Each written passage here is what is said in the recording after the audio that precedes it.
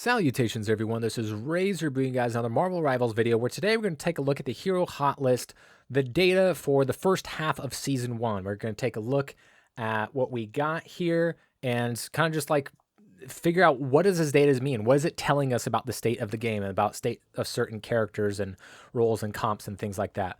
So first of all, we're only going to take a look at PC competitive because people only care about PC. Yeah, I know I'm a console player, but people only care about PC. So we're only going to talk about PC numbers. They're not going to be super different anyway. And we're only going to talk about competitive because I only care about competitive, honestly. So let's just take a quick rundown of all ranks. No surprise here. Storm is number 1. She is the number 1 win rate at every single rank, from bronze all the way to celestial and above. Storm is number 1, and it's not close. Nobody comes close to touching her.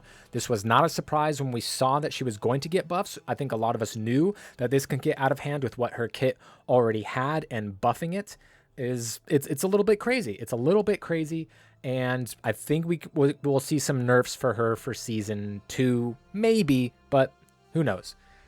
Magic is also number 2 at every single rank, at least for the duelist role. Let me just take a quick look here. Yeah. She's number 2 in all duelists, but is she the same for every rank? Yeah. So yeah, Magic is number 2 everywhere as well. And I think what this tells us, the Storm data told us she's too strong. What does the Magic data tell us? Well, after experiencing Season 0, and, where everybody was learning everything, we can throw all data out for the most part. We still want to see some trends, though. Magic, I think, will always be good. Storm might get nerfed and not be so good, or there's a character that's really good at taking care of flying characters, or a tank that's really good at mitigating that. But I think Magic will always be good no matter what. So if you're a Magic player, you're thinking about playing Magic, I think you'll be fine forever. That's what I'm saying. She is super fast. She has a fuck ton of iframes, just all the iframes in the world. You can't damage her. She has a ton of mobility. She does a ton of burst damage against squishies and tanks as well. She has a really good ultimate, and it's one of the fastest charging ultimates in the game. So yeah, I don't see them nerfing her anytime soon, but even if they do, I think she will always be one of the best characters, at the very least, one of the best duelists in the entire game. I think that's safe to say. Black Panther, he got some changes. He is, he's in the top 6 at every single rank. So if you're a Black Panther player, obviously you can't really CC the guy. You can't stop him. You can't mitigate his damage. He's just going to fly in and get kills. So if you're a Black Panther player, things are looking great for you. There's not a whole lot people can do against Black Panther. Very much the same as Magic when it comes to their ability to dive in, be super fast, get kills super duper quickly, and just take over games quite often. Mr. Fantastic, overall win rate, 52%. Number 4 in the entire game for duelists. Take a look at all. Boom, here he is, 52. Well, what is he at the average rank, right? Let's take a look at, boom, there he is, 51. What does this tell us? Yeah, we'll go with Celestial. Boom, he's still up here, still has a positive win rate. What does this tell us? What does this tell us? It tells us everybody was wrong about Mr. Fantastic. When he came out, I heard every single streamer, every single YouTuber, no, he's not that good. No, he's bad. Oh, he's trash. Oh, he doesn't do a lot of damage, blah, blah, blah. And, oh, his ult doesn't jump off the page for you. And I know he got it changed. All the Mr. Fantastic players are mad about that change. But here's the thing. He's the tankiest freaking DPS in the game. A lot of, solo tank is super duper popular because everyone's insta-locking quad DPS or penta DPS. So that's why the lower numbers at DPS will always be lower, because having a lot of DPS is just not going to be good for you. If you take a look at other websites that are looking at composition, people were complaining about Triple Strategist. Oh, the Triple Strategist. Oh, it's GOATS meta. Triple Strategist was actually not very good. It had a pretty low win rate when you compare it to just straight up 2-2-2. And you need 2 tanks. You just need 2 tanks, and the data will show that as we go higher and higher and higher in what characters are good and what their picks and win rate are. But yeah, you want 2-2-2. It doesn't matter in your bronze or your celestial. That's what you want. It gives you the best chance at winning. So Mr. Fantastic, he's he's basically your second tank if you don't have a second tank, because he's just super duper tanky. He can absorb a ton of damage, throw it back out. His ult, sure, it's not going to get your triple kills and your quad kills like your Spider-Mans, your Winter Soldiers, right? Your Magics, your Storms, your Psylocks, your Iron Fists, right? But you're also not going to die. You're not going to get CC'd. You're not going to get nothing out of it. Maybe you don't get a kill. Maybe you only get one, but that's still better than some of the other ults out of this. Better than Widow's ult, better than Hawkeye's ult, better than Squirrel Girl's ult, at least, for most of Squirrel Girl's life, better than Scarlet Witch's ult. So yeah, it's not a great ult. I'll give you that. I've only died to it a couple of times and gotten hit by it like 40 times. So yeah, it's not an amazing ult, and maybe they revert the change to his ultimate with player outcry, but he is one of the best DPS in the game, and he's super duper tanky. So people were wrong that when they said that Mr. Fantastic was bad, because he is good. Doesn't matter where you are in rank, he's good. So Spider-Man, I think he's always going to be good. Nothing is going to be faster than him, and his ult just wipes entire teams. Winter Soldier, I wanted to tell everybody, hey, you're sleeping on him in Season 0 because he's absolutely insane and does better at lower ranks. I think because everyone's running single tank at the most, right? At, the lower and lower rank that you go. And when Winter Soldier do, he can pull that one tank in and they get exploded. And when they're down a tank and they only had the one, you steamroll. The game's over. You're not going to win.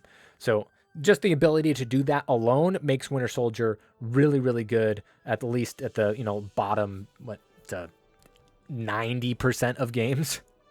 You see, only when you get to Diamonds do you see him drop down, still with a positive win rate. Let's see where you go to GM. Barely a negative win rate with still a high pick rate. So people are just going to get better. People are going to get wise. And he's just going to be good against tanks. He's going to be good against squishies. He's also really good with the best strategist in the game in Rocket Raccoon. Rocket is number 1 at every single rank. He is number 1 overall for all ranks. And what does that tell us? What does that tell us? It tells us healing is king. It tells us the ability to heal more than everybody else is going to give you the most value. Because, we've all seen like the 0 damage Rocket. And there's a reason why that's a viable strategy to get to, GM or Celestial, whatever that person's at right now, because Rocket does a lot of healing and his ability to do damage doesn't justify not healing, because he can only do, one at a time. And while his damage, can be sneakily good, you go right up to a Seraphim shield, you can burn it down more so than some of the others, or even some of the DPS, if you're like super duper close range, right? All the bullets hit. But there's really no reason to pretty much ever use your primary fire as Rocket. You pump out heals, get that ultimate, steamroll, and then revive people. So yeah, this is no surprise why he is the best strategist in the entire game at every single rank. Every single rank. It doesn't matter if you're in bronze, doesn't matter until you get to Celestial. That's right, I forgot. So let's talk about Loki. Why is Loki number 1 at Celestial and not anywhere else? But he's typically in top 3. There we go, in number 2 in Diamond. Even in Bronze, he's the most difficult strategist to learn how to play. Still number 3 at Bronze, which is basically a coin flip about how those games go with how those people play. Loki, he is always going to, I think, have a lower pick rate compared to the rest of the cast. Take a look at, Luna, Invisible Woman, Cloak and Dagger, Rocket Raccoon. Easier characters to use. And even Mantis. It doesn't really matter that he's better. What does this data tell us? What does data tell us? That he is the best support below Celestial. And even at Celestial, he's number 2. So overall, easily the best strategist in the entire game. It tells us that Loki, once learned, is insane, because even at Bronze, he's number 3, and then he's like number 2 or 3 at every other rank, and then you get to Celestial, and he's number 1. He can output heals like crazy. His burst healing, number 1 in the game. Number 1 in the game. We have all those clones throwing up the staff AoE heal thing that also turns incoming damage into healing. Not a lot of people know that. There's a lot in Loki's kit that the game doesn't straight up tell you. you know, this is according to Loki players. Obviously, I don't play a lot of Loki. One of the reasons he's kind of complicated. Not everybody knows how to play with him. But obviously, when you get to, GM Celestial, people know how to play with Loki. He can set up far away and snipe at a choke. He's the best at that. He's the best long range of all the supports with the damage that he can do, as well as healing. He does the best burst heals in the entire game, and his ultimate is whatever ultimate you want it to be. You want it to be Rockets? Boom, you got it. You want it to be Luna's? You got it. You want it to be Jeff to swallow everyone off the point? You got it. You want to be Hulk? You want to, Eye of Agamotto? You're fine. And he gets his ult faster than most characters in the game. So that's what this tells us about Loki. He is a sleeping beast that obviously some people have noticed and woke up that he's insane, but you have to put in the time. Clearly not a ton of time. As you can see, he's number 3 in bronze, number 3 in silver, number 3 in gold, number 3 in plat, and then when he gets diamond, he's number 2, and then obviously number 2 in GM and number 1 in celestial. So he's insane. If you've ever played tank, what's the most annoying strategist to go up against? Rocket. He can res people and he can fly away and, not great to dive on. But Loki, he's just going to keep everything alive, and then he's going to teleport away to one of his clones, and he's going to do a ton of damage, and then he's going to take whatever ult he wants and stay alive and then kill everybody. He's the most annoying character in the whole game, I think, to go up against. So, Cloak and Dagger, clearly the most popular pick. Like, I've gone 20 games in a row where there was a Cloak and Dagger on both teams. So that's not a surprise, but they got a nerf to their ultimate, which I think was super duper justified. They output the second most healing, I believe, in the game, or at least anecdotally, that's how it seems. Obviously, Rocket is just head and shoulders above everybody when it comes to just raw healing. Cloak and Dagger does really good burst healing. They do a lot of healing in every single thing they do, as well as a bit of utility. They can make you all invulnerable to a big ult that's coming, like an Iron Man or something like that, or get everybody out of the, being sucked into the Groot ult, possibly. So Cloak and Dagger, there's a lot that they can do, and they're really, really popular. But as you can see, even at like medium regular Joe play, they have a negative win rate. Whereas, Adam Warlock, clearly the least played strategist, has a positive win rate. So there's something to be said about that. Mantis, as you can see throughout all the ranks, she's still underrated. Platinum Diamond, she's number 3. GM, number 3. Celestial, number 3.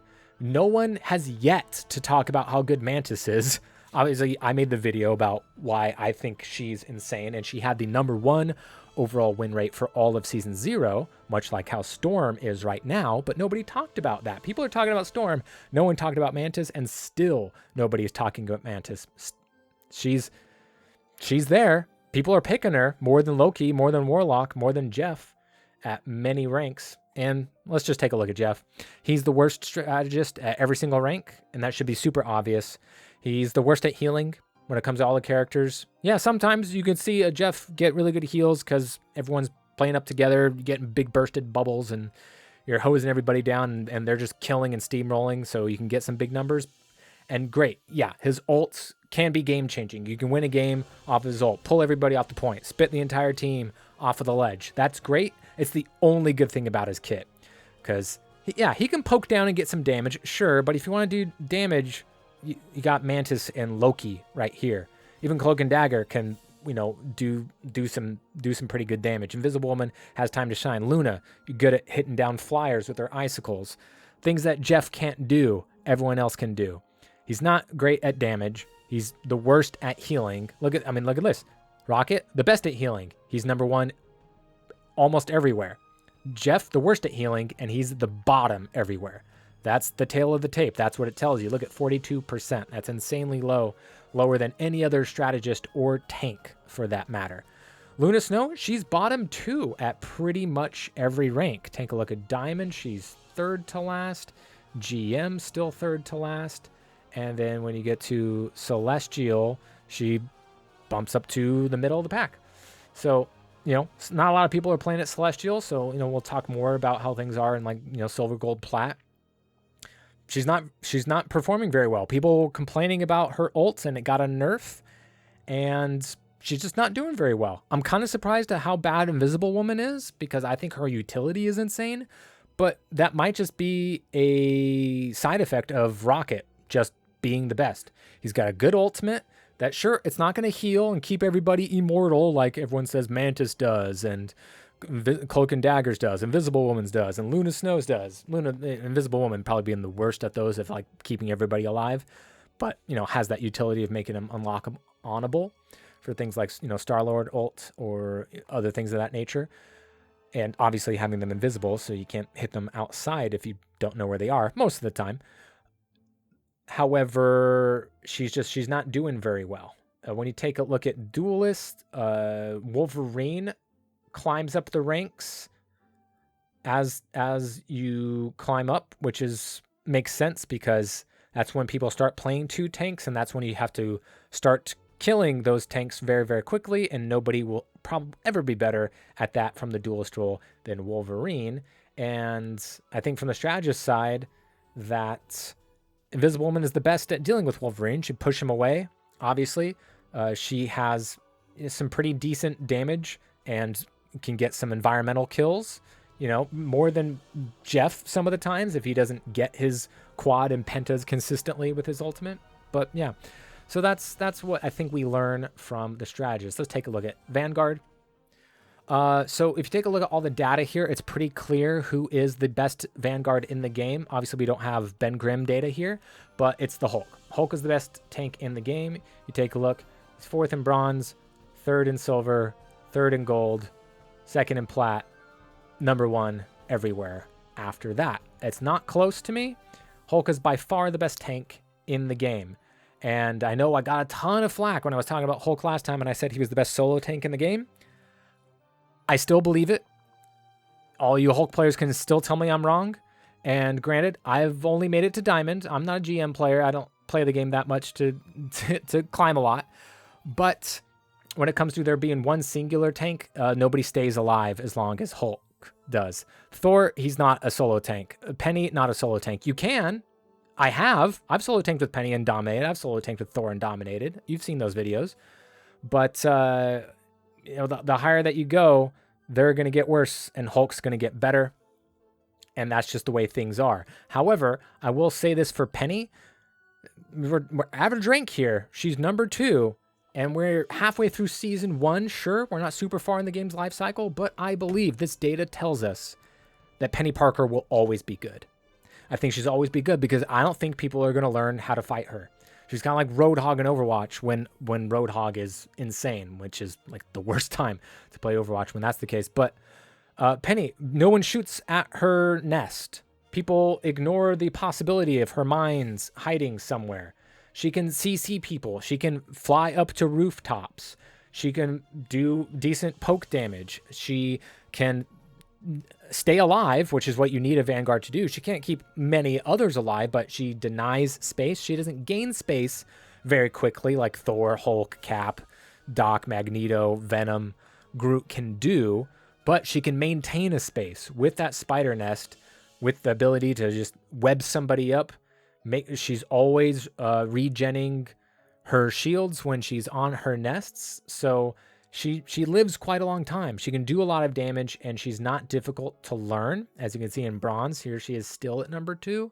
And when you go to Celestial, sure, that's when she's the least, but these are the best players in the world. That makes sense that she would be at the bottom because they're all playing 2 tanks. But take a look at GM, boom, she's ahead of Magneto, who's the 2nd most picked tank at that level. Don't know why Hulk is barely picked when he's clearly the best at GM, where people, again, are playing 2 tanks, but I digress. Thor, still very good. Still my favorite Vanguard to play, but not a good solo Vanguard as well. Captain America, the least pick, I think, at every single rank. Let me take a look here. Yeah. So, yeah, I think he's fun, and I like playing Cap, but if he's the only tank, oh boy, that's going to be difficult to win. More difficult than it is with Thor and Penny, I feel. But when you get a 2nd tank, that's when he starts to pop off, and that's why you see his numbers not really dip very low. He's not in the bottom 3 at any single rank even at the the bottom of the barrel in bronze, where like, oh, he's the hardest tank to learn or hardest tank to play, hardest solo tank there is, he's still performing, and the numbers show that. This might have to do with the pick rate. Not a lot of people are picking him, so those that are picking him are doing very well with him.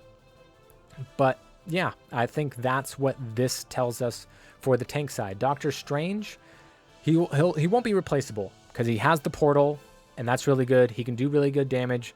You know, you can see him at low levels, you can see him at high levels, absolutely popping off. But I think not every meta is going to be for him. But he'll always be everyone's going to want a Doctor Strange. No one's going to have an issue with that because he's got a big shield, he's got a big ult, and he has some burst potential. But I think can be left out in the cold when he is alone. It's just not going to be as good.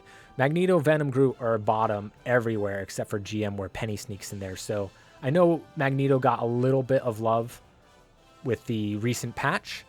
He might need a little bit more, and Groot wasn't touched at all. He needs some sort of like quality of life.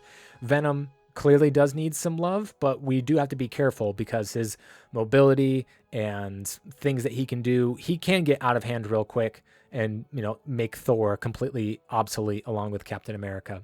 So those are just my thoughts. This is what the data tells me. Let me know what you think it says, what your takeaways are. And how do you think Johnny and Ben are going to make their impact at the end of the season when all is said and done?